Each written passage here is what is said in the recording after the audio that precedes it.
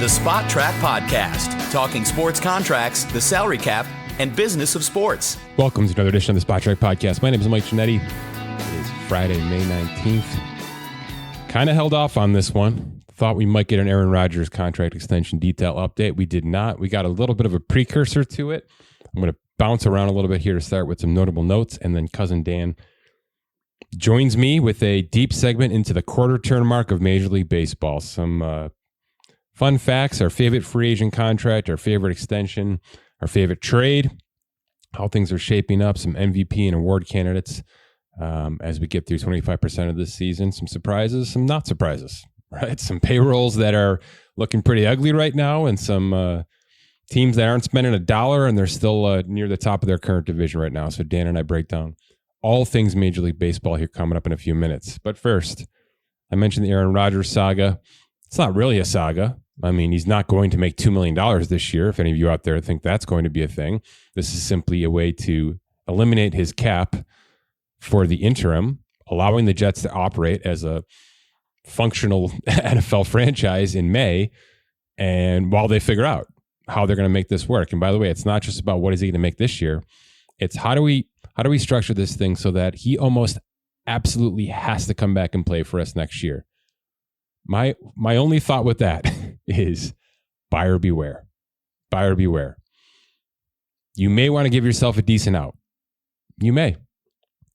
I don't know that he's the same player. Is he still above average? Yep. Is he probably going to be worth it for 2 years? Yep. Is he going to make $60 million this and next year? Yeah, he is. I don't think he's taking a pay cut here. I've heard that quite a bit too. It's just not what he does. Now, people change, people get older, people get smarter. There's a football IQ side of it. There's certainly a business acumen side to Aaron Rodgers. He knows what he's doing here.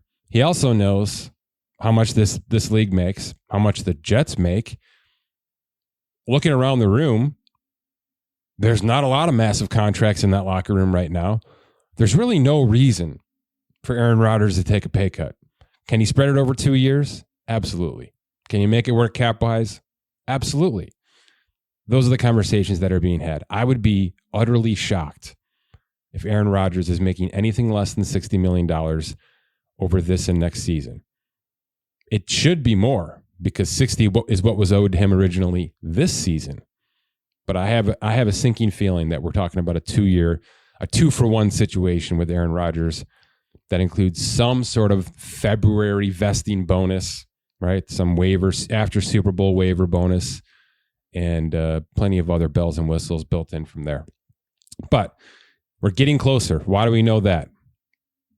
Because the Jets made one of those roster moves that says we're setting up for something, and it's not just signing their draft class, something they do have to do a decent amount of still. They only need about $4.8 million of offseason cap space to sign their entire draft class. So they've had that out of the gate. That has never been a concern from them. What they did do recently is they restructured a contract that freed up over $12 million here.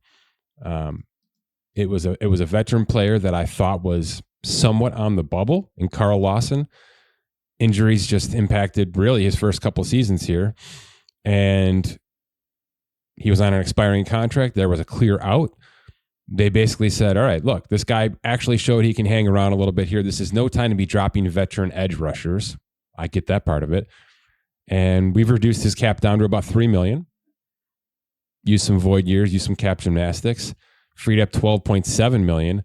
I have a sinking feeling that it's going to come with a cause and effect situation, which means they're operating with about $19 million of top 51 cap space as we speak. That should be plenty to do whatever they're about to do with Aaron Rodgers, utilizing, everything they possibly can. This could be a new 5-year contract. This could be a 2-year deal with void years. This could be bonus, double bonuses again here. There's all sorts of ways to make sure Aaron Rodgers is in about a $10 to $11 million cap hit right now for them, because he's coming in on house money, right? I mean, they're ripping this thing up and starting over. He's sitting near the bottom of their cap table currently because of a minimum salary, et cetera, et cetera. So they kind of have carte blanche with how they want to operate with the rest of this money. It's a minimum 1,165 salary. You want to throw a $50 million signing bonus into there? You can do that. And the cap hit's still going to be extremely, extremely favorable for 2023. But the 12-7 cleared up is certainly a warning shot to us that something is coming. And what bigger something than the next quarterback contract for the New York Jets? Speaking of which, we had a quarterback contract situation in Pittsburgh. Mitchell Trubisky signed a 2-year extension. Have seen zero details on this, and I can tell you the entire story right now. This guy had a $10.6 million cap figure for 2023. He was a very high bubble candidate because of it and because of Kenny Pickett. Now, I think for all intents, this was a good situation for both sides. This was a nice backup role for him. Kenny Pickett is not a sure thing, so there's a very realistic chance that Trubisky gets a starting job here. But by week 5, by week 6, again this year, that was the deal last year. He got kind of the chance out of the gate. Pickett took it over, and he held his own. I wouldn't say he ran away with it, and I don't think he's going to be in that situation this year either. So this is a nice landing spot for Trubisky to be in. So what this 2-year deal is probably a lot of what I just said with Aaron Rodgers. Let's take the $8 million and change you're owed, turn it into 2 years, drop the current cap hit a little bit, make it work better for a backup quarterback contract, build in some incentives so that if and when you're starting and you hit certain thresholds of passing yards and playing time and et cetera, you make a couple million extra. All the things that should be happening now with the QB2. And as we talked about before, there should be a QB3 contract that looks like this as well, because it's a position that is of utmost importance, and we've seen so many go down, right? So this to me is the perfect model of what you want, especially behind a rookie quarterback. And I think it's a good fit from a football standpoint as well. Looking to see these numbers soon, but I have a feeling it's more about spreading out what he currently had than it is adding a ton more to a 2-year extension. And finally, the rumors are starting to finally come out in Cincinnati that the Burrow contract is getting towards its last years. And we knew it was going to get here eventually. Josh Allen, I think, waited until July something. We've seen certain players go down into the Julys and August near the training camp just because the negotiations are really difficult. This is one of the harder contracts in sports right now, right? So I do think there's a back and forth happening. It sounds like there's real progress, and it sounds like Burrow is not concerned, although that's sort of Joe Burrow's brand, right? Let's just stay cool. Let's stay low. Let's stay off the mark a little bit with it. And then when it hits, I'll enjoy it. I'll party. I'll celebrate, and we'll go do our thing. I am extremely excited to see the structure of this contract because of the team, because of the player. I think there's a legitimate chance that Joe Burrow takes a bit of a bite on this, and it's not this massive, bloated monster bonus situation. I think there'll be a huge signing bonus. I'm pretty confident about that. I think that's going to be the crux of the guarantee at signing, possibly all of it.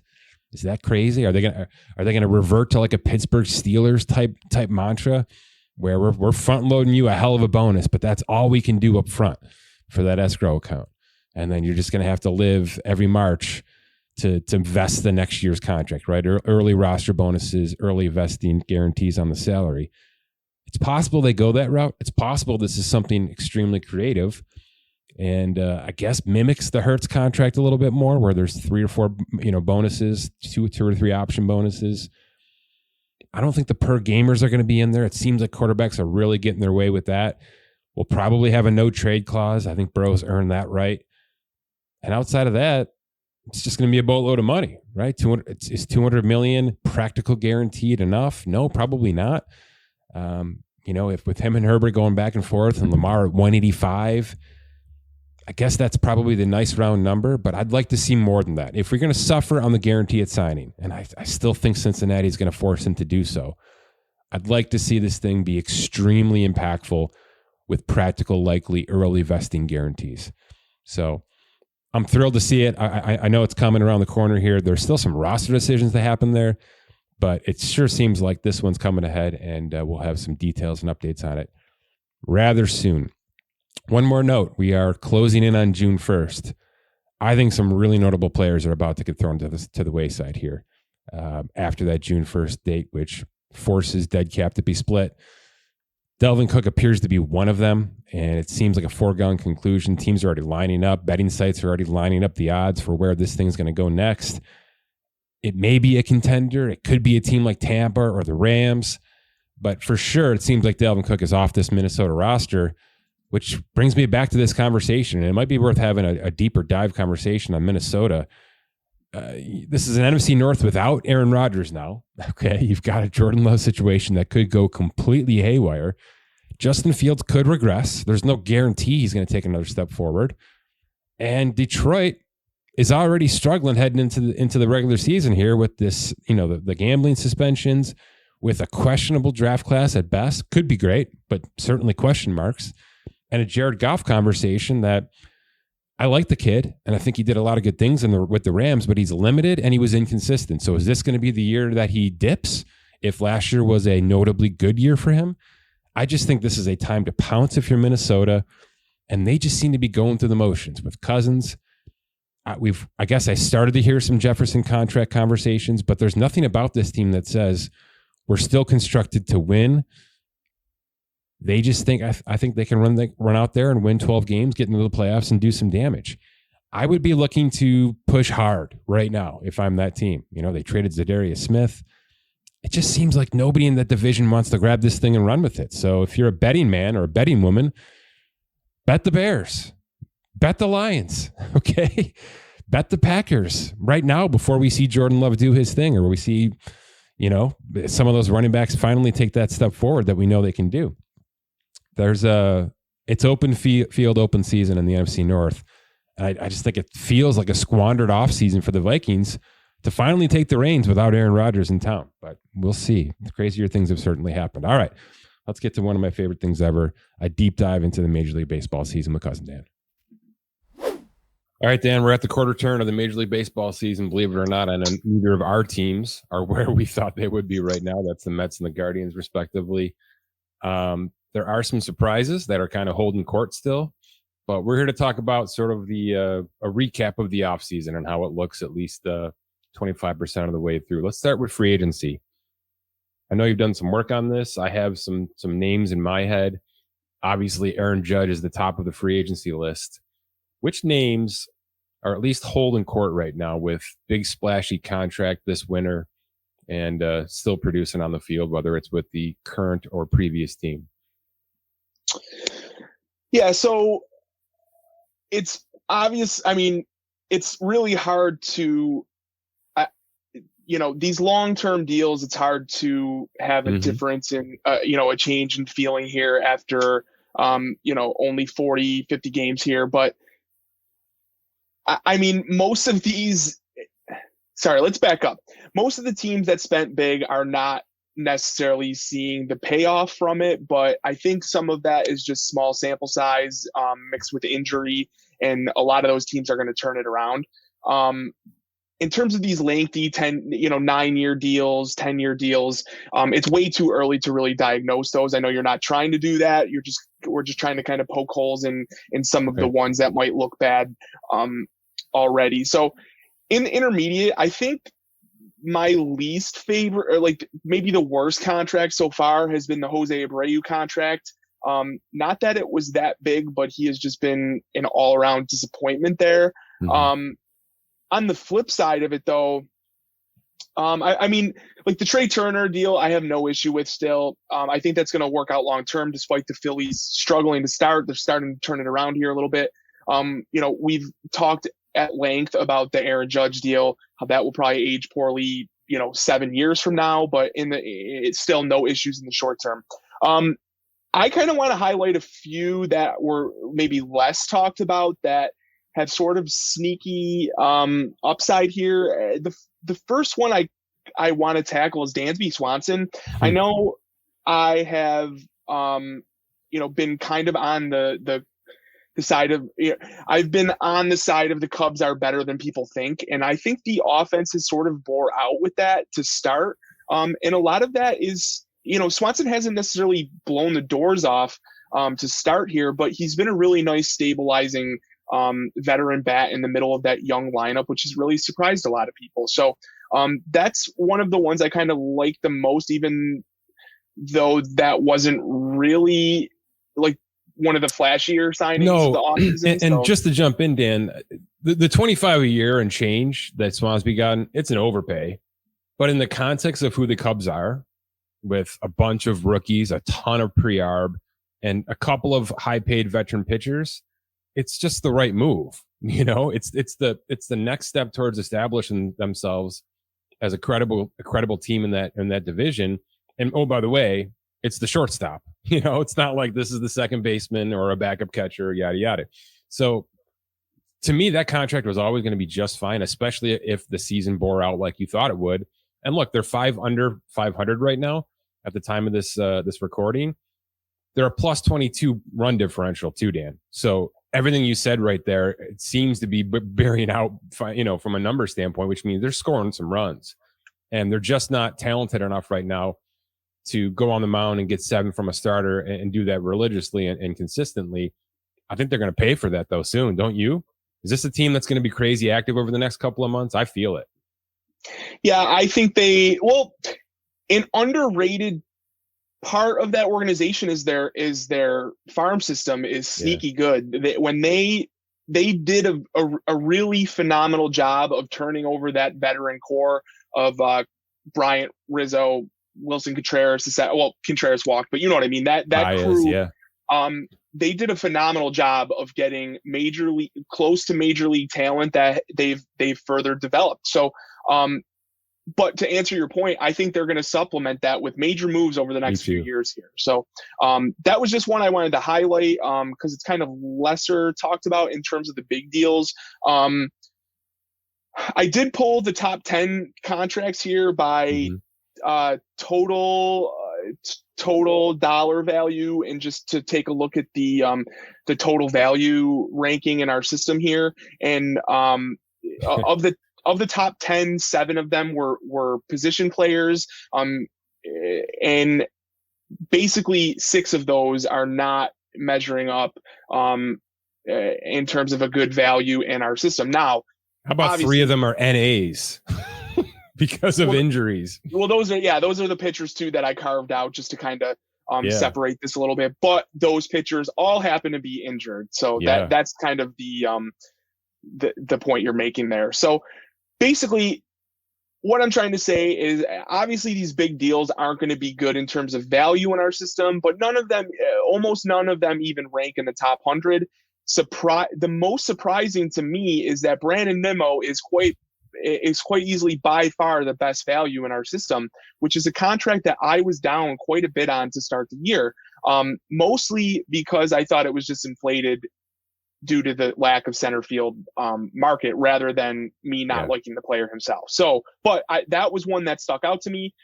That's 53rd. It's ranked 53rd overall in our system on the year. Basically everything else is, outside of the Bogarts contract is like well beyond, the top 100 here. So the most valuable, which was one of the more valuable free agent contracts, which was a little bit surprising to me, but in hindsight isn't because he's on a major league minimum, is the Jason Hayward deal. He signed as a minor league. That was a minor league deal. And then he got promoted to the 40-man roster. But that is one of the better free agent signings. He's going to help the Dodgers this year. He's going to be a factor. Exactly. And I wanted to talk about that because in an offseason where the Dodgers mostly got butchered for not spending, they kind of look like the smartest team in the room because these major contracts have not worked out for the most part. So the fact that they kind of sat on the sideline and are leaning on some of their like lesser major league talent or older veterans that they signed on like minor league deals or major league minimum deals, they're really getting a lot out of those guys, despite having some injury bug like the rest of the league this year. So 2 points to bounce around and then we'll move on. You mentioned the Turner contract with the Phillies. I know you've been down on this Phillies team basically ever since the World Series ended because, and it's not just you, most baseball analysts right now think that team was a false positive last year, and that any kind of push this offseason was going to be for the future, not for the immediate. This was not a team that could get themselves back to the World Series with any kind of ease in 2023. It's a shortstop contract. It's a top 3 player contract, right? I mean, Trey Turner at any point in time is an MVP candidate, but was it the right time for that team to sign that player to that contract? Yes. So I want to back off that I don't you characterized it right. I've been down on them. I want to back off that just a tad, because a lot of that was reliant on two major factors. Was I didn't think Bryce Harper would return this quickly, and I didn't think he would be an impactful bat this early in the year. I thought if you remove him from the lineup, I thought it was underrated. He was going to be a bridge year essentially, right? Because of Harper's situation. But can I tack onto that, Dan? Because the expiring of Aaron Nola, the unknown of a couple more pitchers in that rotation, it just felt like this wasn't an increasing contention window. It may have been a decreasing contention window, So are you saying there's probably holes in that conversation? Well, so I was down on them because of Harper and the depth of pitching plus the bullpen. The bullpen is not that great. Beyond Aaron Nola, Zach Wheeler, who both come in. I mean, Nola's been healthy, but there's some injury concerns there as well. Breakdown concerns there. Zach Wheeler. We've seen that a little bit play out early in the year, but so the lack of depth is why I think I was a little bit hesitant on them. But I do see what your point in locking in a big deal like that for 10 years, when really maybe they could have addressed it cheaper, like with a cheaper option, or maybe like an unknown option. But Dave Dombrowski is not one for lesser deal, so it doesn't surprise me. And by the way, Trey Turner is the kind of guy you do it now and figure it out later for, right? I mean, he's just that damn good, right? And I think, like we've talked about in the past, he's not elite in any aspect.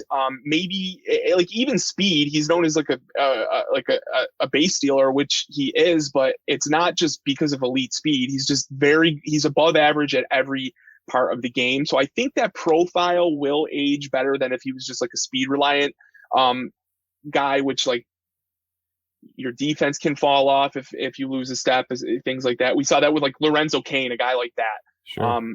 That's not Trey Turner. So I do think the contract in a vacuum is going to be okay. The player is going to be fine. I do think it's worth questioning the timing of this deal with the rest of how the roster is constructed. Yeah, there's some questions there. You mentioned the pitchers. Just the top 10 free agent contracts. We've got, DeGrom fifth year at 185. It took a minute and a half for his injury history to rear its ugly head, unfortunately. Carlos Rodon hasn't even gotten on the mound yet, and there's setbacks and indefinite timetables and all sorts of problems there. And by the way, this was a known factor with him, right? This is not something new that popped up. This is something old that has now reared its ugly head back here. That's 6 years and 160 and change for the Yankees, who desperately need him right now. And then the Edwin Diaz completely freakish injury, which doesn't even belong in this kind of conversation. But the outer point, and we've made it a bunch of years in a row, if a pitcher's getting a free agency, generally there are 9 reasons why, right? And when you overpay and you go multi-year, like we're talking about here, it's almost never a win situation for that new team. Is it something that's ever going to be figured out, or is pitching just too damn necessary and needed and monumentally depth oriented that these kind of contracts are going to continue to happen, and pitcher and teams are just going to bite it when this kind of stuff happens, which happens every year, by the way? Yeah, it's a really good thing to consider going forward. Like, let me frame it differently because I feel like I stumbled on that. The contracts we're seeing for Scherzer and Verlander, 2 years and an option, super high AAV, right? Something that's new. And I feel like it's only new because they're 43 years old. But isn't that the better approach? Isn't that where most of these free agent pitching contracts should be going? Less term, more AAV, take a bigger risk now versus having to deal with something for 4 years and one elbow injury or one lat injury could completely derail this thing. Back injuries more and more. You know what I mean? Like, isn't that where this thing should be going, Dan? Oh, for sure. I think we have both been advocates of that, especially for pitchers as they age. Now that it doesn't really work with free agency though, because pitchers can easily spend their entire prime emptying the tank before they hit free agency, and then they get to free agency and we want to sit there and say, oh, take 1 year for 15 mil every single year, when really they might only have one or 2 years left of pitching. So the AAV's got to be worth contract. it. You got to get a 4-year contract of money into a 2-year contract. You know what I mean? And that's the balance that I think both sides should be willing to take. I know that's going to be, hurtful to the tax cap.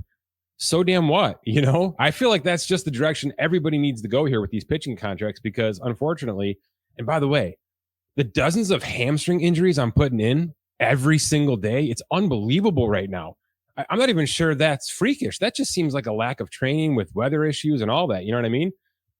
But tons of back issues. Obviously, the elbow stuff. Dustin May yesterday, the next example. It's just not going away. It's not going away. So contractually speaking, something's going to have to give, or we're going to see 12 DeGrom situations with the top pitchers in baseball finally getting to free agency or trying to get to that third contract. And teams are going to start saying, hell no, it's just not going to happen anymore. We're going to get to a breaking point for the players. So you're right. Carlos Rodon wants to get 6 years because for 6 years he was not able to get anything. But I think we all have to come to an understanding that maximize your next 3 years of pay, because who the hell knows? It's just the injury odds are not on their side right now. Oh yeah, I'm on board with that, and I think that we are going to see a shift towards pitchers getting high AV, shorter term contracts into their earlier 30s. And I mean, Scherzer, Verlander are total outliers, just in the sport in general, that they're operating at this level into their 40s to earn a contract that big. So that is sort of a very unique situation for both of those guys. But we're going to see a framework. That could be the high bar, right? The model that's created, and then everybody kind of falls in underneath that. Right. But I guess the point I want to make is regardless, I think there will be a market for a multi-year high AAV market for perceived elite pitching. Mm-hmm. There always will be that. I think these 80th percentile contracts like this, the Carlos Rodon contract had so many red flags. I cannot stress it enough. We talked about it when it was signed. The guy was literally non-tendered by the White Sox because of poor performance plus major injury concerns. And then he goes to San Francisco, has a good year, stays healthy, and then just everybody forgets that. Whatever. I guess what I'm saying is those red flags existed and then led to him hitting free agency. Otherwise, the Giants give him a huge contract. You know what I mean? Right. And so if they're getting to the free agent market for whatever reason, mostly injuries, let's be fair, these contracts can't look like this anymore. They just can't. And teams are going to get to that point, and it behooves the players and the agents to start figuring this brick wall is coming soon, right? There's no more 6-year contracts coming for starting pitchers that hit the market, because the reason they're here is going to be as well known as possible. And look, the Correa situation, not a pitcher, but certainly an injury conversation, was so public, right? I mean, it maybe drove the winter after Aaron Judge signed. I feel like that's now going to become a thing. These constant medicals, these constant physicals, and it'll turn into a more adjustment approached contract. But that we saw a lot of recklessness this offseason, free agent wise. Don't you agree with that? I would agree with that because of the lack of depth in certain spots in the free agent market, right? I would totally agree with that. Yep. All right, let's move on. Some trades. There were a few. The Braves had their hands in a couple of them, as per usual. They'll have their hand in a couple more in August. Oakland gutted their roster, an annual tradition like no other. The Blue Jays made some really calculated moves, losing a player and bringing in a starter and a half here. Which trade do you believe sits atop the list right now at the quarter turn of this season? Well, I think the Sean Murphy trade is pretty obviously the biggest, most impactful in a number of ways, not just because of the Brave side of it, but the Brewers got involved and sort of got William Contreras as a cast-off piece almost, and really didn't even give that much up in prospect capital. So and then just the repercussions of that leading to a Sean Murphy extension. Oakland is like well publicized. I just think there's so many storylines involved with this trade that for a number of reasons, I think this was like the highest impact trade of the offseason. Yeah, a 9-player trade usually does that, right? But it's there's no question Atlanta's winning this thing right now with Sean Murphy, who is just he has just taken a whole nother level, leaving that Oakland organization and coming into a lineup that can just do everything from 1 through 9. So it's tough to look away from that trade. There's no question. The Dalton Varsho move was nice. The Blue Jays really look deep and compact, and they fit well together. And I think there was some addition by subtraction even. They can pitch, which is rare, right? That's new for them. There's some stability in the rotation. They're not done though, right? Oh no, they'll add. I would assume they're going to be looking at pitchers. Like despite that nice rotation, I think there might be some depth there. They haven't really had any injury. They're one of the few teams that have had any issues with their starting rotation. But yeah, I've been on record. I really liked how their offseason came together, the pieces. I didn't highlight it in our earlier topic, but I really like the Kevin Kiermaier deal for just what it did to the construction of this roster. He's playing center field. It was a reasonable, maybe an overpay in some people's eyes, but a premium defensive center fielder like that. Varsho can play center, but he kicks over to left. You kick over a former center fielder, George Springer, into right field. So you have literally 3 center fielders, one of the best, maybe the best defensive outfield in the league.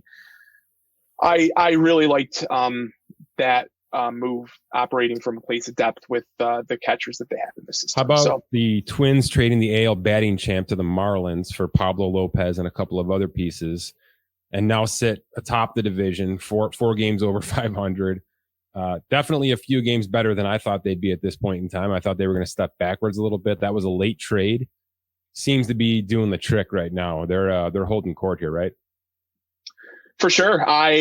This is an organization that is quickly joining the group of fringe teams that well, I think what I'm trying to say is that like that they're getting a lot out of lesser known pitchers. They're like Pablo Lopez was good in Miami, has taken another step in Minnesota.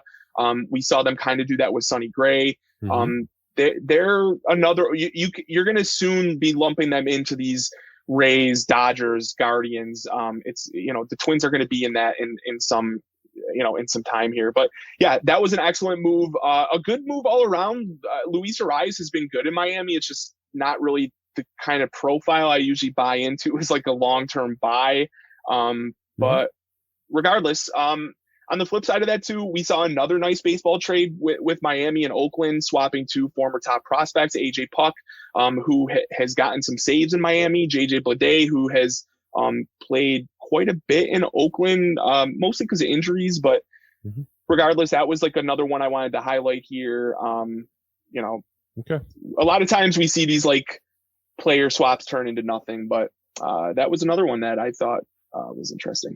All right. Some of these extensions we tracked this offseason, or maybe early into the Major League Baseball regular season, Dan, that stood out for you. Well, the Murphy one I already touched on. That one is particularly interesting because they had Travis d'Arnaud.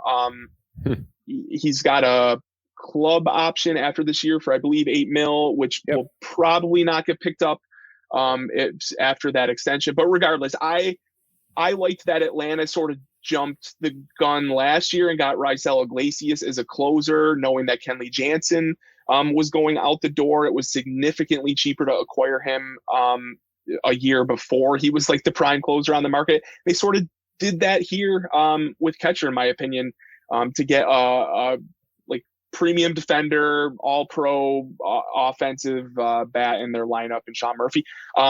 I know I said I wouldn't talk about Sean Murphy again, but I just did. I think the Corbin Carroll contract is easily the most impactful right now that happened this offseason. Just to be able to lock up a player of that caliber for that amount of money for that term. I think there's a ton of upside in that contract. That is, I think, my favorite one. Okay. Back to Murphy a little bit in those Braves contracts. We've highlighted it quite a bit, how they've been so aggressive to extend from internal contracts and get early deals done with pre-art players and yada, yada. This is kind of round 2 of acquire a player and extend him immediately, right? Matt Olson did that 2 years ago when Freddie Freeman walked out and Olson was acquired and immediately extended. And that's just phenomenal business, because what it's saying out loud is not only are we acquiring you, we can't even wait a minute to sign you, because the second you get here and start playing for this team and drop into this lineup, your value is going to double. And it did in both cases, Matt Olson and Sean Murphy. Easily. So we're going to sign you right now to a great contract so that we don't have to get outpriced by you in 12 months, which we know is going to happen because of how well you're going to fit in this lineup. So it's just really smart stuff from a team that is not going away anytime soon in the National League East, and certainly not in the National League as a whole. And that's where the Braves stand right now at the top of that. Speaking of which, I'm going to guess you're not going to leave the Braves too long when we talk about MVP conversations here. No, probably not. I'm guessing Acuna is your NL favorite right now. I mean, it's going to be hard to get away from him. The main concern there from a betting perspective is that, well, I'm sorry, I shouldn't have just dove in as if people care about it from a betting perspective, but why not? He is at the top. He's already the favorite. Yeah. If I want to poke holes, there could be some injury concerns. You almost hold your breath almost every time he slides recklessly into a base. So that's where I would poke the hole in it from that. But I mean, he's a legit 40-40 candidate this year. Looks fully healthy from what I can see. I think that's pretty easy call there. Yeah. Is his team too good to win it?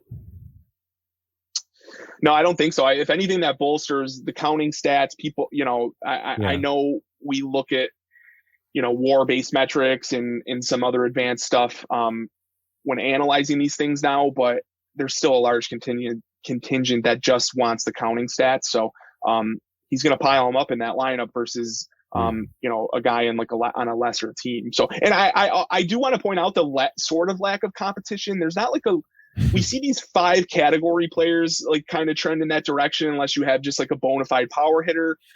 There's not a lot of those guys this year at the top. And it's May 18th, and he's a plus 140 to win the MVP. Yeah, that's freaking insane. And second is Tatis at 12-1. Right. So I mean, which is kind of crazy. So crazy. Unless Pete Alonso hits 50 plus home runs or something like that, it's going to be hard for him to not win that thing. I think Pete's got a real chance, and the reason is the Mets are in the tank right now, and there have been multiple games where he has single-handedly pulled them out of it. That's the storyline that drives a lot of conversations with this kind of award. He's going to have to do it 25 more times, and the Mets are going to have to at least contend.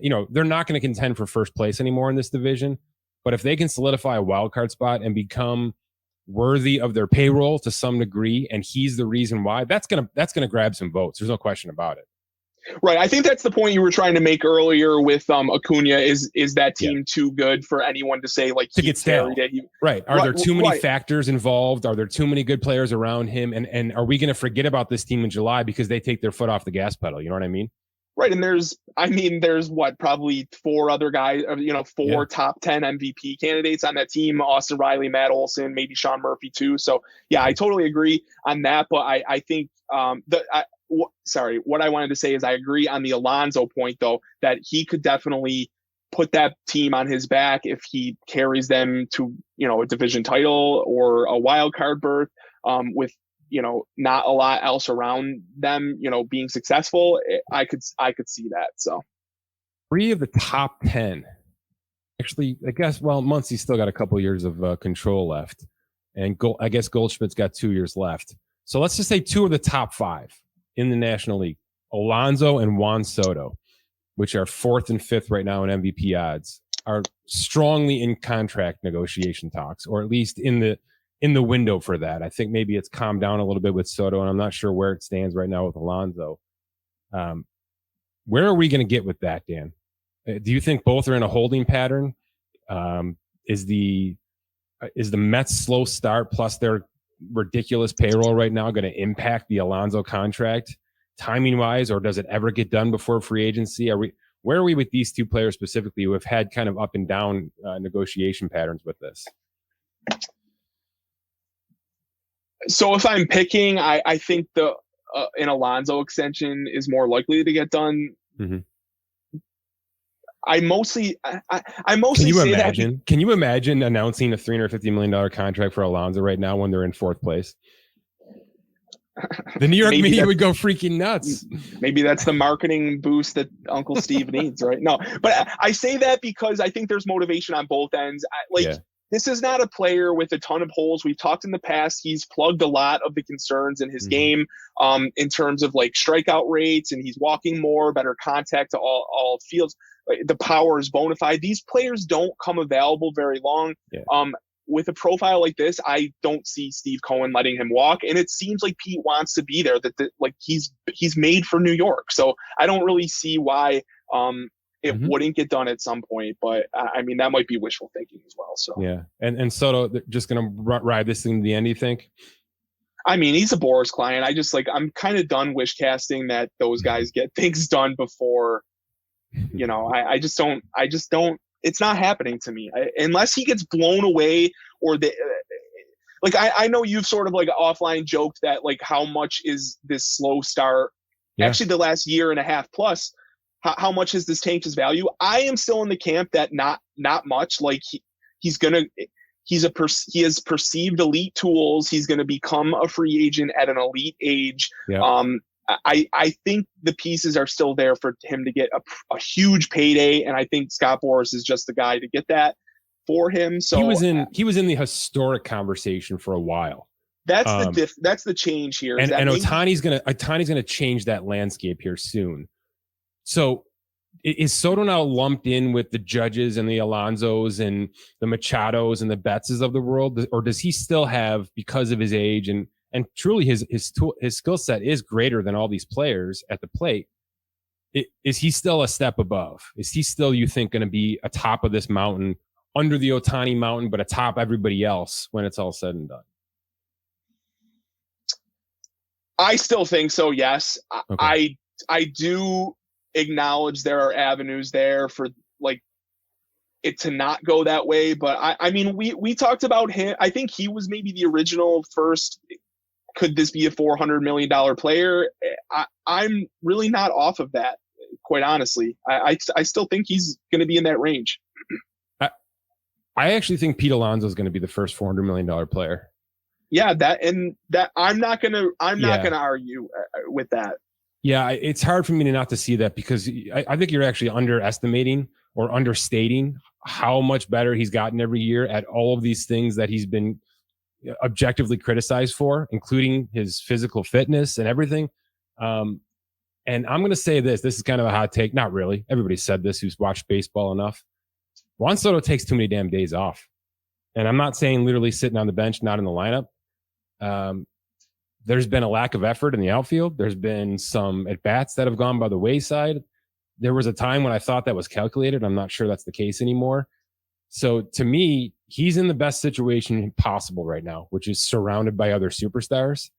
And if he's a lone dog, a $500 million contract sitting around a bunch of players who aren't, of that caliber, I'm not sure he can be a winning caliber player in this game right now. So, and by the way, that's exactly the opposite of how I feel about Pete Alonso. So I think there's something to that. And I think there's something to the offers that have been made to him from both Washington and San Diego right now that sort of outline that a little bit, that he is unbelievably talented, but there is a rung on the ladder missing as we go up this thing and as we go down 10, 15 years of a career. And I think that's going to impact him financially. I really do believe that. And we'll see just how far it gets to. But for what it's worth, there was a time where Victor Robles was the top, was a bigger candidate prospect in the Washington system than Juan Soto. So like in terms of like from a pedigree perspective, there was something there. There was, but it wasn't necessarily like didn't enter as like an elite prospect, like I'm sort of hinting at. So yeah, there's ways it could go wrong, and that I'm just overstating it. I mean, I just see those the tantalizing elite skills, and I do admit we have to see them again at some point. But I still think I guess this is it's an age conversation as well. I agree. Too, that he's gonna hit free agency in his prime still. So okay. AL MVP. It's a dogfight. I know it's Ohtani's right now, by the way, plus 100, minus 100 on some sites right now. Yes, he's having a hell of a season again. He's holding his end of the serve. It's the storyline too, though, right? I mean, everybody wants him to be the MVP in the American League, right?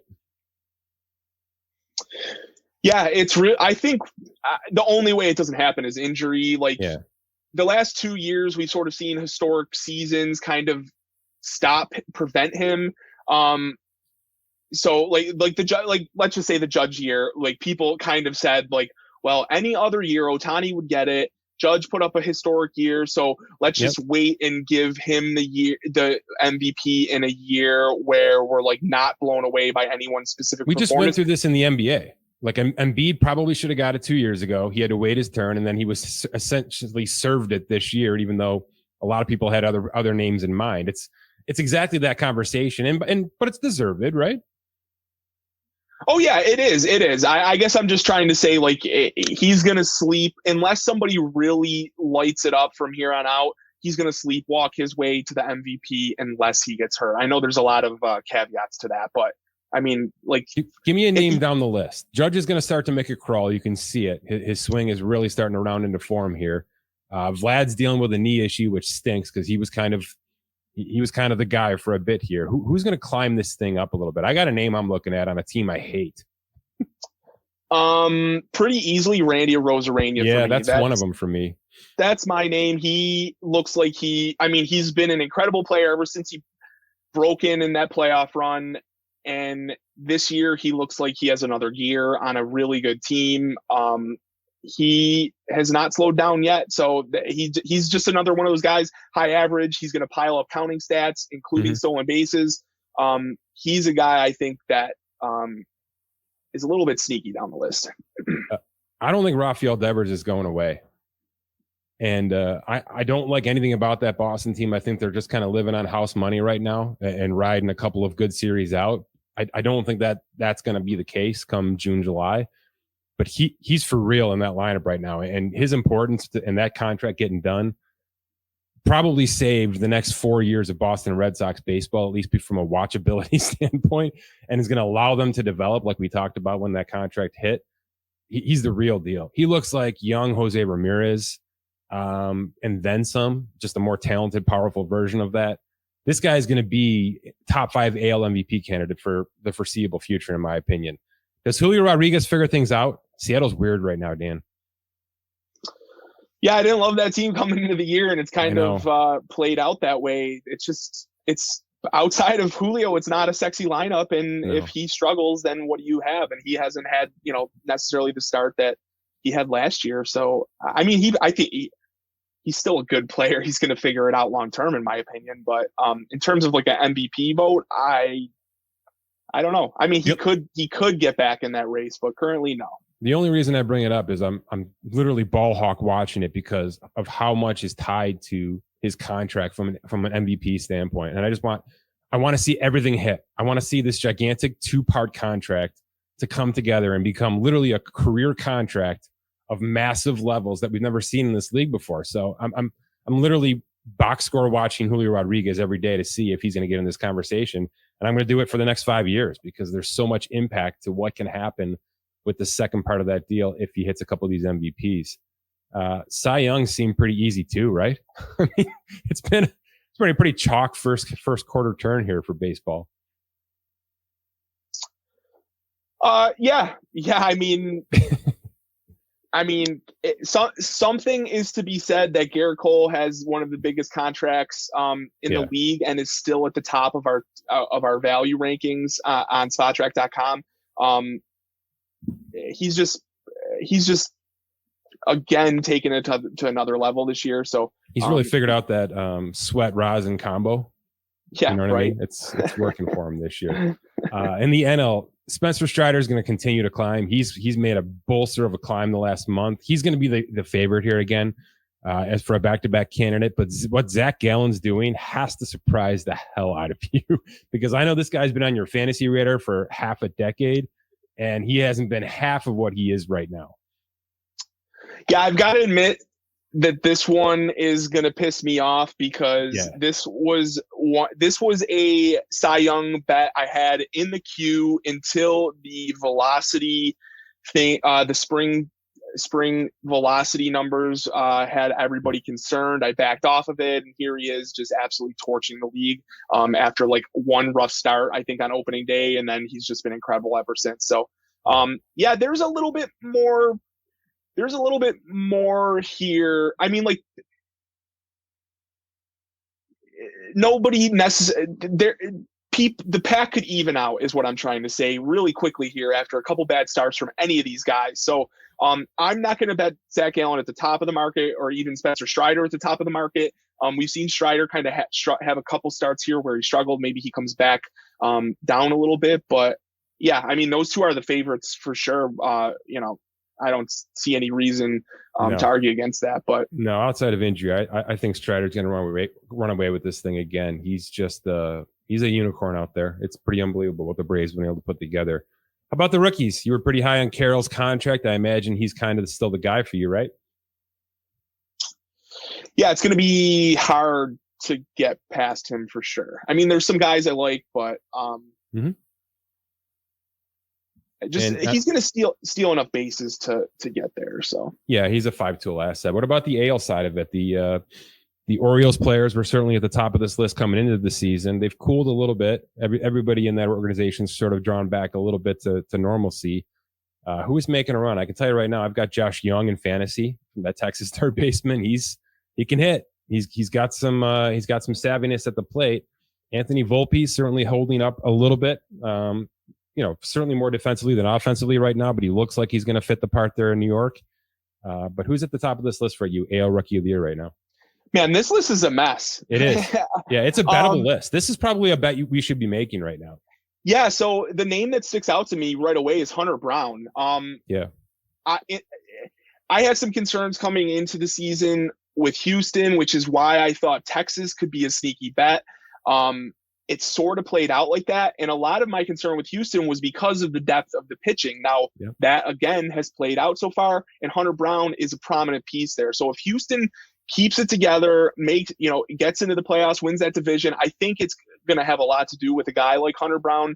So he's one at 14-1 that I'm seeing down the list a little bit that I like. But I have heard a lot about Yoshida, which is he's at the top right now, which is sort of like, some people don't think it's really fair because he's 30, but regardless, he's and been a professional player, but he still does qualify for Rookie of the Year status. But beyond that, I mean, it's like totally wide open to me. Okay. All right. Last conversation. We'll get out of here.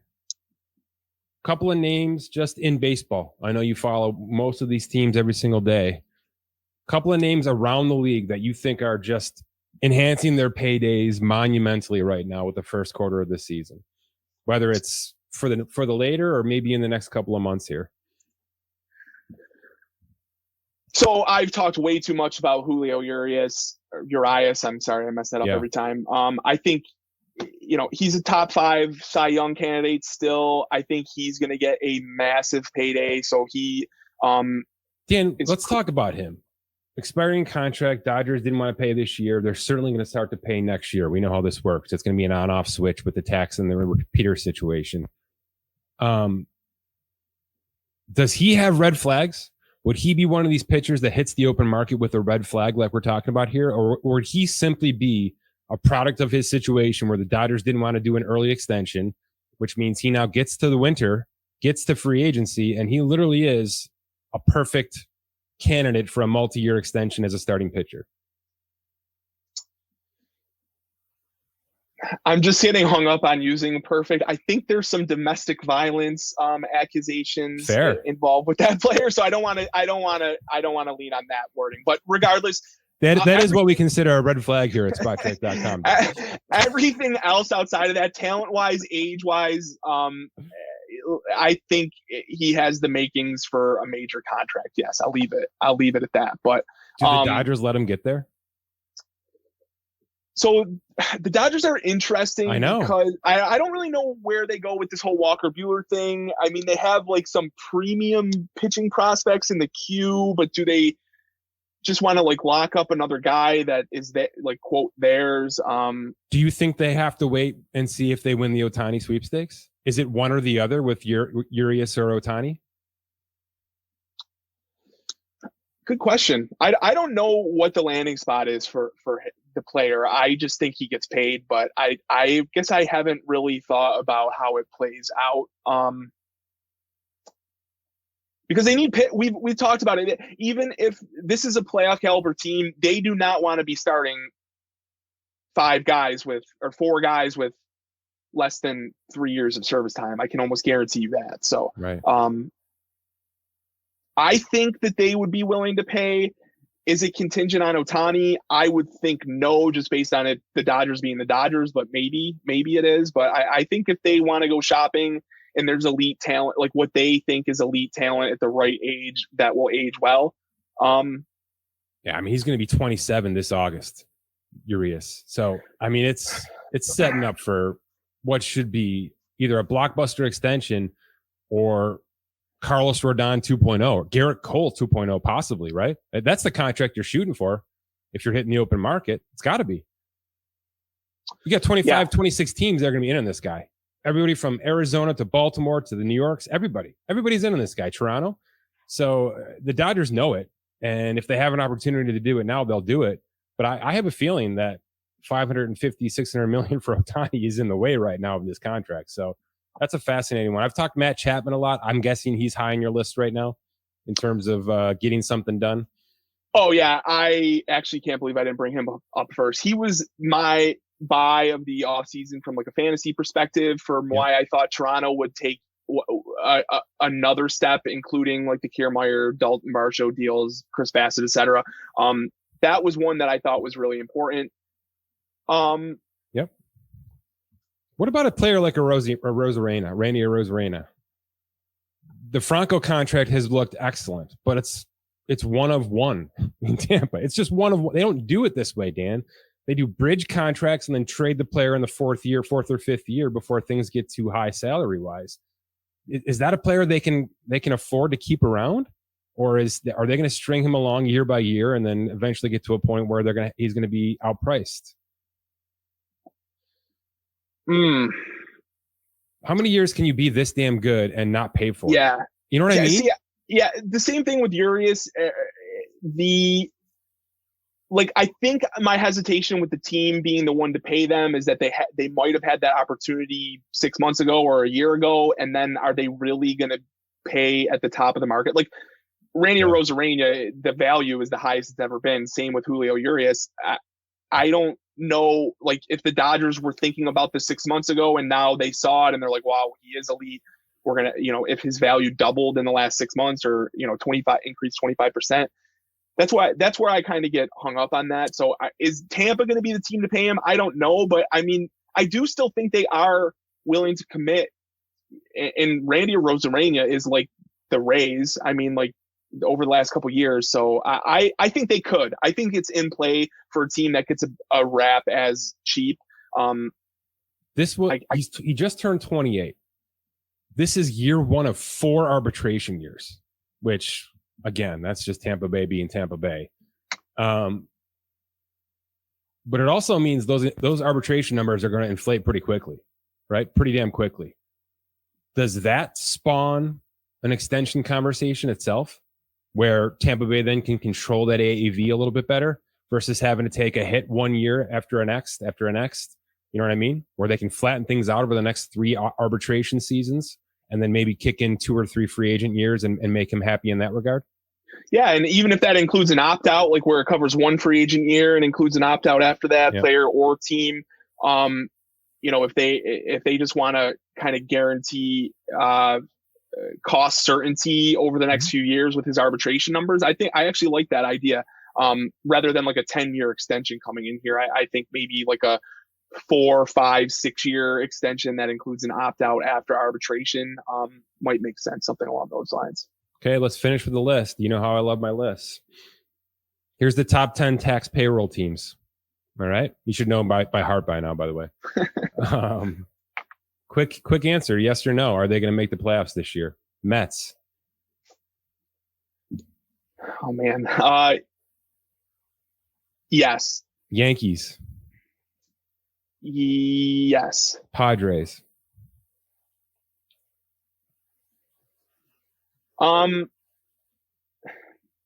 Yes, but somewhere I'm going to run out of wild card teams here. But Phillies. I'm going to stand by it. No, I mean, I just don't think they put together a run like they did last year. If the Mets are in, the Phillies definitely are not. Right. So Blue Jays. Yeah, I'm standing by that. Yep. Dodgers. Yeah. Braves. Yes. Angels. No. God, that's awful. I just still don't believe in the bullpen. I think there are the lineup is the lineup, and it's legit good, but man, the pitching still scares me on multiple fronts. Like, I don't know what to say beyond that. If they know it's a no in July, do they keep or trade Ohtani? I keep waffling on this, so I don't even know what my last answer would be. It's a yes or no question, Dan. Contradictory. No. I could just should they probably. I could just see Artie Moreno being the guy that lets him walk for nothing. So I agree with you. They don't make the playoffs and they don't trade him. Number 9, the Cubs. No. Number 10, the Rangers. I still like the team, but no. Rangers, yeah, baby. That's my team this year, the Rangers. I'm having a hard time getting away from it either. Everything that I said, the pitching depth is there outside of the DeGrom concerns. The Nate Eovaldi, I didn't talk about it earlier. Nate Eovaldi, that's turning into one of the best offseason contracts. Yep. They got a guy that has proven it, that he can be an ace in the past outside of some inconsistencies and injury concerns. So far, he's kind of thrown that by the wayside. They got a legit ace for, I think, $18 million a year. So that's a really nice deal. I like the Rangers a lot this year. And I think there's still good young players that could be brought up to supplement this thing if things, do go off the rails. So too much time on them. Go ahead. Plenty of season left, man. Thanks for this. Yeah. All right. Have a good one. See ya.